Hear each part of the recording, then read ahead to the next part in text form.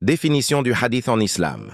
Le hadith désigne tout ce qui a été rapporté du prophète Mohammed, paix et salut sur lui, en dehors du Coran, concernant ses paroles, ses actions, ses approbations, ses caractéristiques physiques ou morales. Exemple, le prophète paix et salut sur lui a dit « Les actes ne valent que par les intentions », rapporté par Al-Bukhari et Muslim. Différence entre hadith et sunnah. Hadith, le récit transmis, la forme. Sunnah, la voie ou la pratique du prophète, le contenu, sa tradition.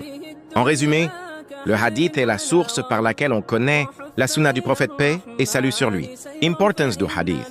Le hadith explique et complète le Coran. Il est une source de législation après le Coran. Il aide à connaître l'exemple parfait du prophète paix et salut sur lui à suivre. Voici un résumé clair de l'histoire de la science du hadith, les conditions d'acceptation d'un hadith et les meilleurs livres de hadith en islam. 1. Histoire de la science du hadith, Ilm al-Hadith, début et développement. À l'époque du prophète, les compagnons mémorisaient ses paroles, actions et approbations. Certains écrivaient des hadiths, exemple, le Sahifa de Abd Allah ibn Amr. Après sa mort, paix et salut sur lui, la transmission orale restait principale, avec plus d'attention à la mémorisation.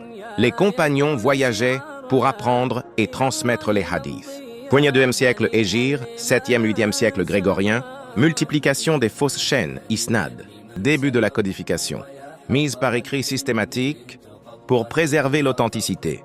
2e, 3e siècle Hégire, 8e, 9e siècle grégorien, apparition de la critique, du hadith, analyse de la chaîne, de transmission isnad et du contenu matéen, fondation des grands recueils, voire plus bas. 2. Conditions d'acceptation d'un hadith authentique, sahih. Un hadith est sahha s'il respecte 5 conditions principales.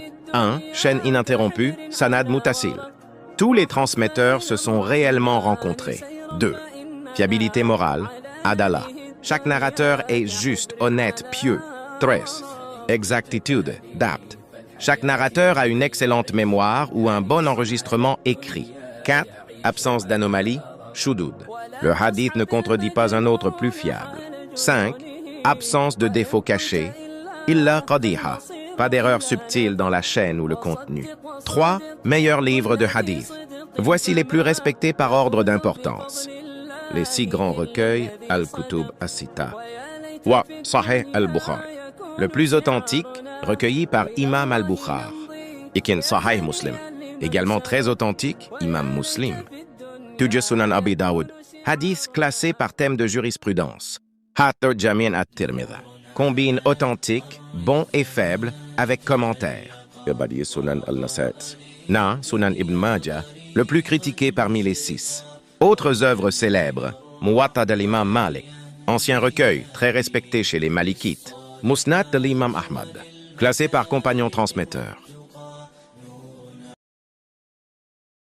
Peut-on pratiquer l'islam sans les hadiths? Non.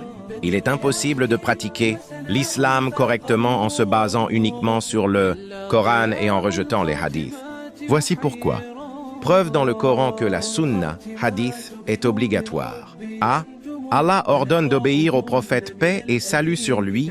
Ô vous qui avez cru, obéissez à Allah et obéissez aux messagers et à ceux d'entre vous qui détiennent l'autorité. Surat An-Nisa, verset 59. Quiconque obéit aux messagers obéit certainement à Allah. Surat An-Nisa, verset 80. B. Le prophète paix et salut sur lui est un modèle à suivre. En effet, vous avez dans le messager d'Allah un excellent modèle à suivre pour quiconque espère en Allah et au jour dernier. Surat Al-Ahzab, verset 21. C. Le Coran ne donne pas tous les détails. Exemple, le Coran dit « Accomplissez la prière ». Surat Al-Baqarah, verset .43, mais il ne décrit pas le nombre de rak'at, les paroles à réciter, les gestes précis, ruku, sujud.